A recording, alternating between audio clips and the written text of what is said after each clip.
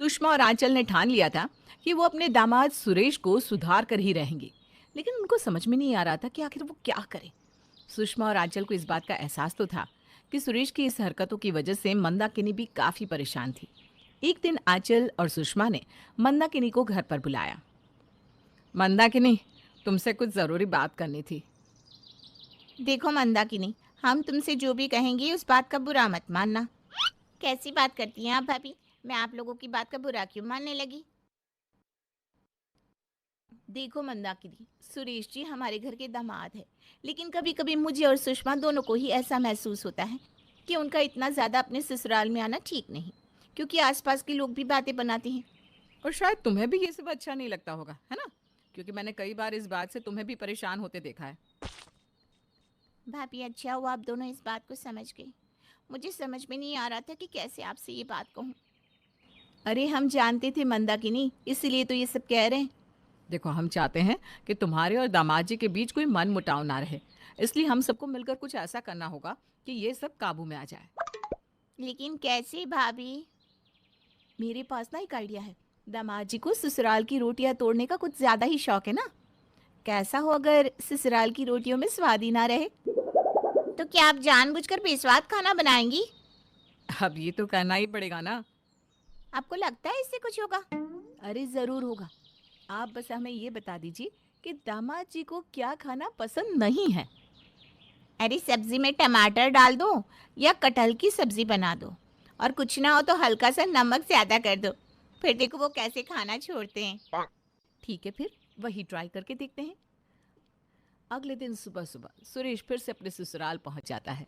उसे वहां देखकर आंचल और सुषमा के चेहरे पर स्माइल आ जाती है। और भाभी आज क्या बनाए खाने में? अरे दामाद जी, आइए आइए। आज तो पोहा बनाया है। मुझे पता था कि आपको पोहा बहुत पसंद है ना? अरे वाह, पोहा तो सच में मुझे बहुत पसंद है। तो ये लीजिए, गर्मा गर्म पोहे खाइए। सुरेश जैसे ही पोहे खाने लगता है, अचानक से छोड़ देता है। अरे क्या हुआ? पोहे तो आपको बहुत पसंद है। हाँ लेकिन नमक बहुत ज्यादा है। नहीं नहीं दामाद जी, आपको गलतफहमी हुई है। इसमें नमक तो बिल्कुल ठीक है। क्या भाभी, पोहे में टमाटर भी है? मैं चलता हूँ, मंदाकिनी ने कुछ बनाया होगा वहीं खा लूंगा। इतना कहकर सुरेश वहां से अपने घर चला जाता है।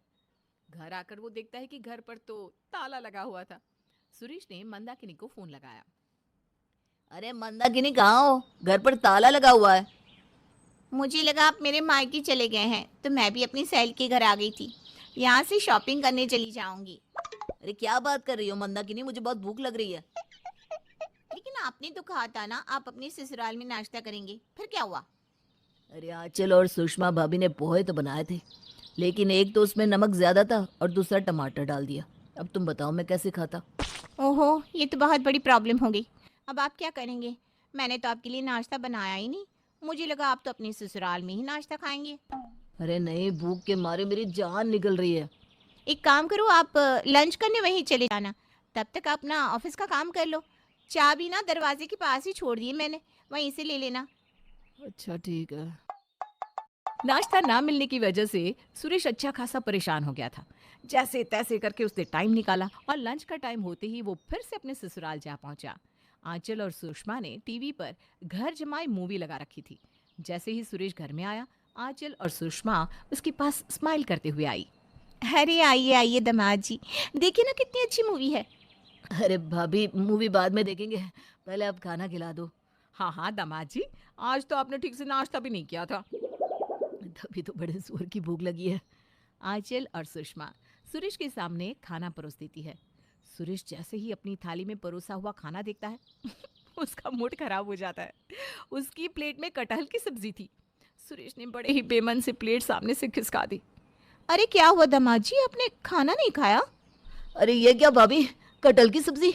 ये तो मैं देख भी नहीं सकता, खाना तो बहुत दूर की बात है। अरे लेकिन हमारे घर में तो सबको ये सब्जी बहुत पसंद है। आपको अच्छी नहीं लगती? मुझे तो पता ही नहीं था। अरे दामाद जी, एक बार खा कर तो देखिए, आपको बहुत पसंद आएगी। अरे नहीं नहीं, मैं ये नहीं खा सकता, मुझे ये बिल्कुल भी पसंद नहीं है। मैं अपने घर जा रहा हूँ। अरे लेकिन आपको भूख लगी थी ना। मंदाकिनी अब तक घर आ गई होगी, मैं उससे बोलूंगा, वो मेरे लिए कुछ अच्छा सा खाने को बना देगी। और सुरेश बिना किसी की कोई बात सुने वहां से अपने घर आ जाता है। घर आकर वो देखता है कि मंदाकिनी तो आराम से खाना खा रही है। अरे आप आ गए, आइए ना। क्या बात है, ससुराल से खाना खा कर आ रहे होंगे। वैसे क्या बनाया था भाभी ने? अच्छा जानती हूँ, जो भी बनाया होगा अच्छा ही होगा। अरे अपनी ही बोलती जा रही हो, जरा मेरी बात भी तो सुन लो। तुम्हारी भाभी ने कटहल की सब्जी बना दी। अब तुम तो जानती हो कटहल देखकर मुझे कुछ होने लगता है। अरे रे रे रे, ये तो बहुत ही बुरा हुआ। तो आप सुबह भी भूखे रह गए और अब भी? अरे कोई बात नहीं, तुमने तो खाना बनाया ना, मैं यही खा लेता हूँ। लेकिन आप ये नहीं खा सकते। क्यों? अब देखिए ना, मुझे लगा आप मेरे मायके से खाना खा कर आएंगी, तो मैंने दाल में टमाटर डाल दिया और नमक भी थोड़ा ज़्यादा डाला, क्योंकि आप खाने वाले नहीं थे ना। तो मैंने सोचा मैं अपने हिसाब से बना लेती हूँ। भगवान, भूख के मारे मेरी जान निकली जा रही है। अरे आप आधा घंटा रुक जाइए, मैं आपके लिए आपकी पसंद का खाना बना देती हूँ। आधा घंटा? लेकिन क्यों? अरे क्योंकि खाना बनाने में आधा घंटा तो लग ही जाता है ना। तभी दरवाजे की घंटी बजती है।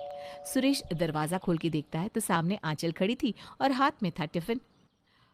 अरे मंदाकिनी, रहने तो, तुम्हें कुछ बनाने की जरूरत नहीं है। मेरे ससुराल से मेरे लिए खाना आ चुका है। अच्छा ठीक है। खाना देने के बाद आंचल वहां से चली जाती है। मंदाकिनी घर के कामों में बिजी हो जाती है।